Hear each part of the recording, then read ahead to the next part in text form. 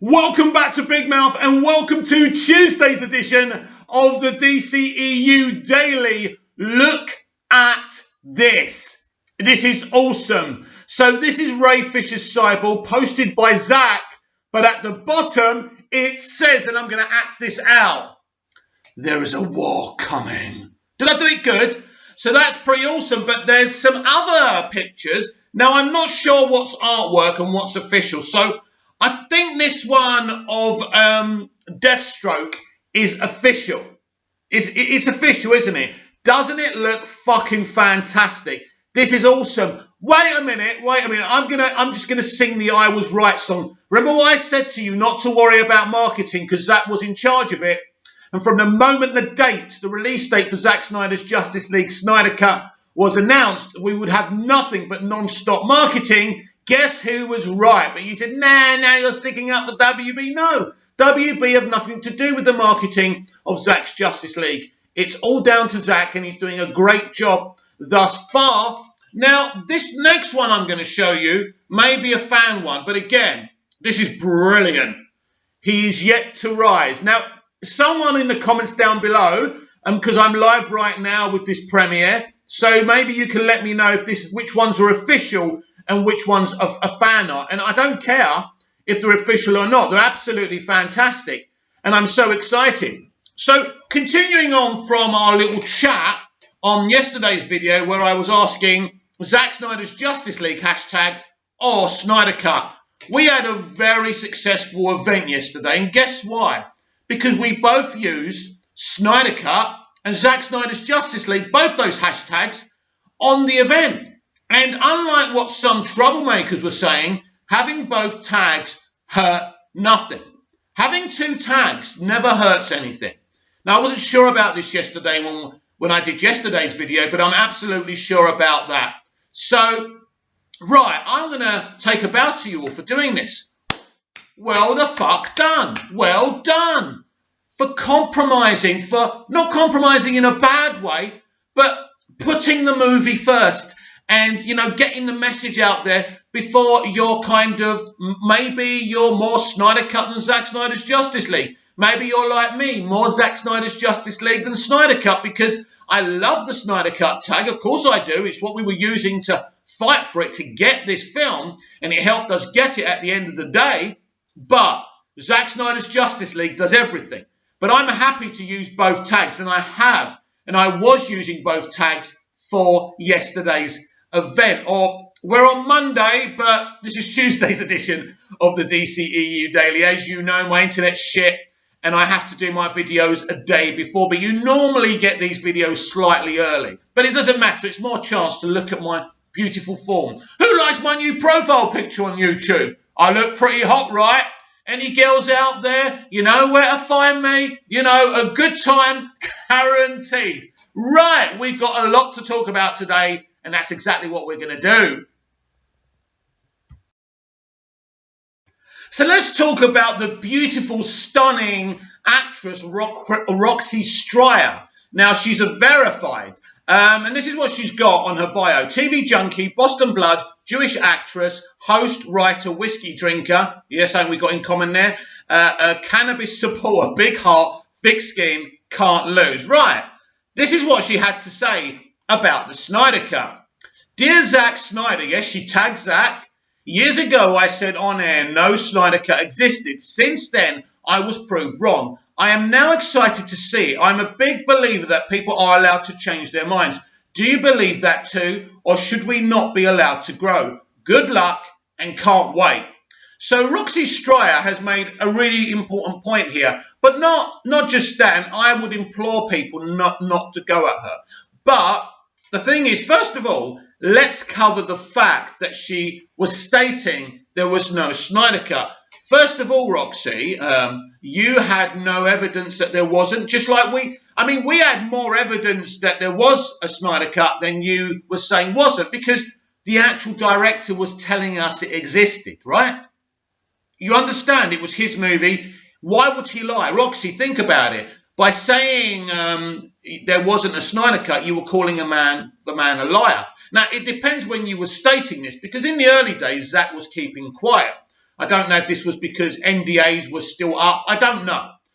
But once he got to the party and he said it existed, there should have been no one saying it didn't exist. Now, I always believed that it existed. I think at the very beginning when we had that petition, I wasn't sure, but I went with it because I wanted to believe it existed, right?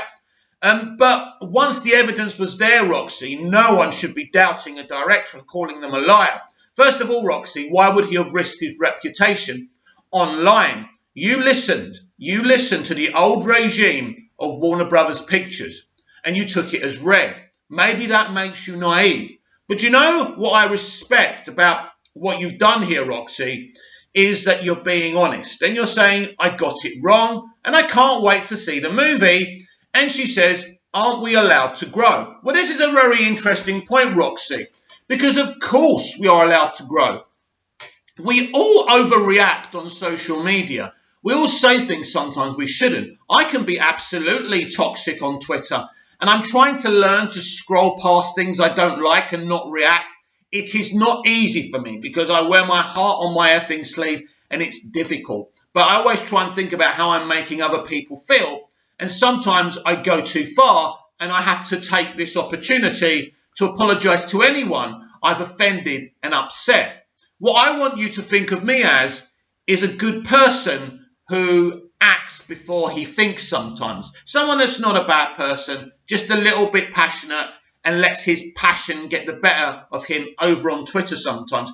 So if you are happening to see this video and you've blocked me because of that, I would implore you to unblock me because I'm just a fan. That's it. I'm not a troll. I'm not toxic. I get carried away. We've all made mistakes on social media. Now, Roxy's holding her hands up and saying that I got it wrong. And that's brilliant. And now she wants to be part of the party. Maybe she's hoping Zack will cast her in something one day. I don't know what her agenda is. Maybe she's just been sincere and genuine. And this brings me to James Gunn, actually, because before James Gunn was put on the naughty step for some, tasteless jokes in the past, I found James quite arrogant. And I found him belittling people, talking down to fans. But then when he came back and Disney gave him another go at Guardians 3, I've noticed how humble he is, how much more I'm enjoying his social media activities. And it just proves to you, because I've always found him a brilliant filmmaker. It's never been the issue about his artistic side. I think he's fantastic. But it just shows you we can all evolve. Roxy has showed us, James has showed us that we can all evolve. We can all be better. Instead of just thinking we're right 100% of the time. I'm wrong. I've been wrong today. I've been up, 6-7 hours. I've done a lot of wrong things and things I shouldn't have done and said already, right? It happens. Sometimes when I'm pulling my dad out the bed in the morning and he can't stand up, I start shouting at him because it's frustrating. He hurts my back. That's me putting my hands up. So we all do the wrong things and we can be disrespectful and things like that. You see, none of us are perfect. Ultimately, I'm just a human being, Roxy's a human being, and James Gunn's a human being. And we must remember that. So when we're on social media and maybe we don't agree with someone's political view or movie view, after we've taken a stand, maybe we can take a step back and maybe we can tag those people or try and reach out to them if they've blocked us and apologise. So I apologise to anyone I've ever upset. It's about the passion. It's about acting before I think. But I can promise you, I'm not perfect. I'm not saying I'm completely a nice guy. I can be very immoral. I can do the wrong things. I can also do the right things. But at the end of the day, no one is perfect and we should always take a step back. So well done, Roxy, for standing up there and saying that you were wrong. And I absolutely respect that.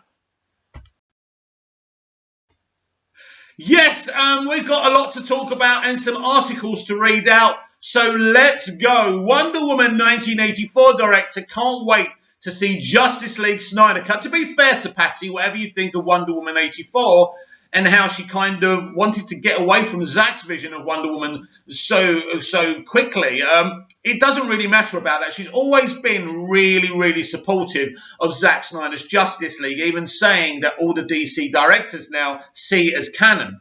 So, Wonder Woman 1984 director Patty Jenkins seems to be as excited for the HBO Max release of Justice League Snyder Cut as many DCEU fans. By Rick Stevenson. Wonder Woman 1984 director Patty Jenkins is excited to watch the Justice League Snyder Cut when it releases on HBO Max in March. Joining the many DC fans who've clamoured for years for the re-edited film, after extensive online fan campaigning and months of waiting after the official announcement, Zack Snyder's Justice League is finally coming to the streamer on March 18th. The director's cut was originally planned as a 4-part miniseries, but it will instead release on HBO Max as a single extended film. And now, let's remember, this isn't a director's cut of Justice League, but it is a director's cut of Zack's original movie, which was going to be a lot shorter. Though the future of the DCEU isn't as focused on its original characters as it was when Joss Whedon's cut of Justice League released in theatres, the Snyder Cut's release is still a major moment for fans who were let down by the theatrical cut.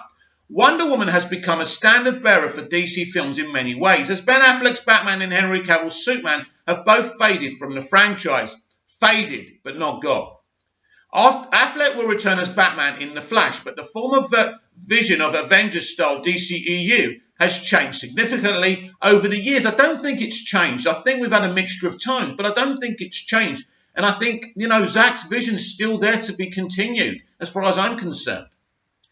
Actually, I want to interrupt this for a minute, because I made a point of talking about Zack posting, Martian Manhunter's warning that there's a war coming. But when is that quote actually said? Sorry, I just thought about it. So we're just going to interrupt this broadcast for a minute, right? So when is this said? I'm going to give you a prediction that actually Martian Manhunter's warning that there's a war coming, I believe, comes at the end of the movie. Right at the end of the movie, and it will continue. Or maybe the penultimate scene of the movie, but I definitely think it's something that Zack's going to leave in there. Yes, there's a war in this movie, but there's a bigger war in Justice League 2, and I believe with the success of Zack Snyder's Justice League Snyder Cut, we will get more. So naysayers, stop being naysayers. Now let's continue with this article. Still, the Justice League Snyder Cut has remained a highly anticipated release, and Wonder Woman 1984 director Patty Jenkins is apparently just as excited as many DCEU fans. In a recent tweet, Jenkins shared one of the Snyder Cut's new release date posters with a caption that reads, "Can't wait to see, congrats at Zack Snyder." And this is what she says. She quote tweets one of his tweets, "Fallen, Snyder Cut." She says, "Can't wait to see it, congrats Zack Snyder," which is awesome, isn't it? The show of support is nice to see from Jenkins, who has become the primary directorial face of the DCEU since Snyder's departure, and Jenkins' anticipation only mirrors that of the Snyder fanbase, for those who've stuck by the franchise since its beginning. The release of the Justice League Snyder Cut is justice for the old DCEU. Those early days were marked by mixed critical reviews and numerous production problems, many of which were amplified by DC's need to play catch-up to the established success of the MCU. Shut up. Ultimately, neither franchise is what it was when Justice League first released in theatres. Warner Brothers has moved towards a less connected model. Right, I want to be clear about this less connected model thing.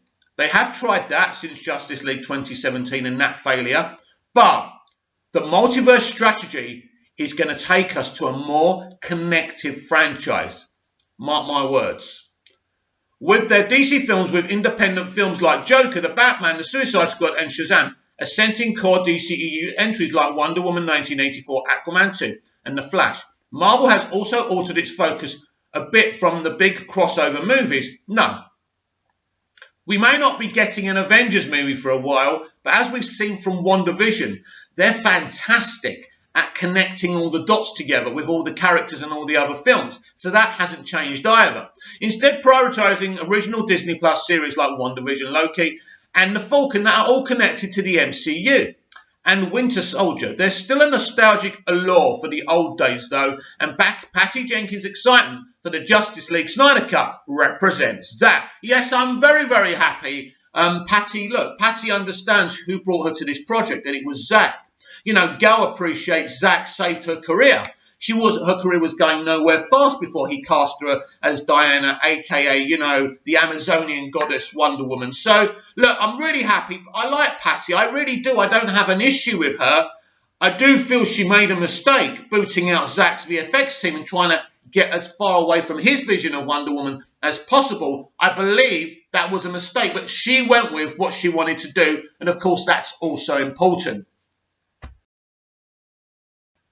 Why did HBO Max, AT&T, and Warner Media go above Warner Brothers Pictures' heads and decide to give the green light to Zack Snyder's Justice League? Well, there's an article here from Mary Kay Carr from Screen Rant that makes the point it's somewhat to do with the COVID pandemic and the lockdown. So let's give this a read. Zack Snyder's Justice League was actually helped by COVID shutdown. Zack Snyder's Justice League VFX director Tamara Watts Kent explains why the ambitious DCEU project benefited from coronavirus quarantine, which I read you her whole thread yesterday. It was brilliant. Contrary to prior reports, Zack Snyder's Justice League was actually helped by COVID shutdown. Justice League was originally released in 2017, but Zack Snyder had to step down as due to a family tragedy, leading to a very different DC film than what he intended. He returned to the project in 2020, formulating his original vision into a 4-hour version to be released on HBO Max. So that's pretty awesome, isn't it? Yeah. Let's continue this article. When the Snyder Cut was officially announced in May of 2020, the director's wife and producing partner Deborah Snyder indicated that the project had nearly been derailed by the coronavirus crisis. She told The Hollywood Reporter that execs associated with the DCEU thought that it might not be a good time to move forward and that it should go on the back burner because it wouldn't be possible to ramp up. Offering a counterpoint to this perspective, VFX director Tamara Watts Kent suggested on Instagram that the shutdown actually improved the chances of Zack Snyder's Justice League seeing the light of day. The film was considered a long shot, since this kind of complex rework and re-release of an existing film had never been done before. However, Kent argued that the project became more attractive to higher-ups during quarantine because Zack had a film that was already shot, and post can be done safely at home, and that the VFX companies needed the work. Kent's full comment can be read in the Instagram post below, which I read you yesterday.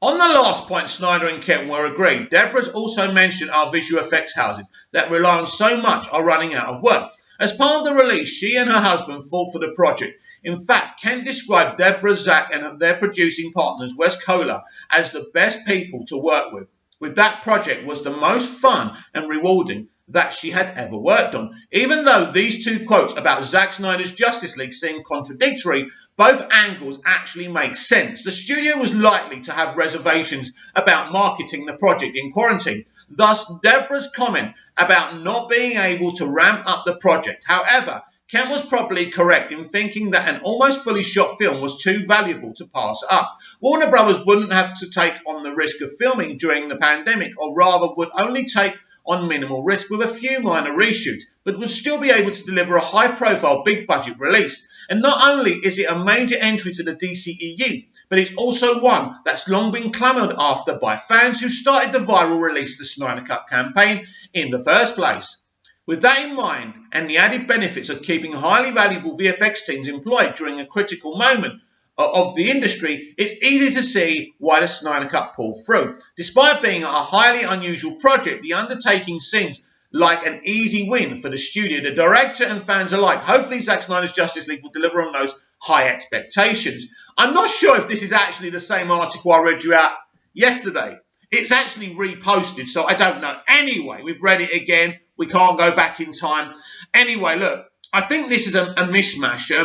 Is this one of the reasons we're getting Zack Snyder's Justice League? I don't think it matters why we're getting it, just that we are. But the point being here is I do think that AT&T did look at it and say, at that time, there was total shutdowns on film and television production. This is one of the reasons HBO Max suffered in the early days. And I kind of suggested maybe they launched a year too soon and should have maybe thought about delaying it, but they didn't want to do that. And obviously, they've still made money from it, even in the early days, where they had about 10 million subscribers. It wasn't bad, So Yeah, I think one of the reasons they wanted to do the Snyder Cut or launch the Snyder Cut on HBO Max because they didn't have a big event. They couldn't do the Friends reunion, which would have really brought a lot of eyes onto the platform.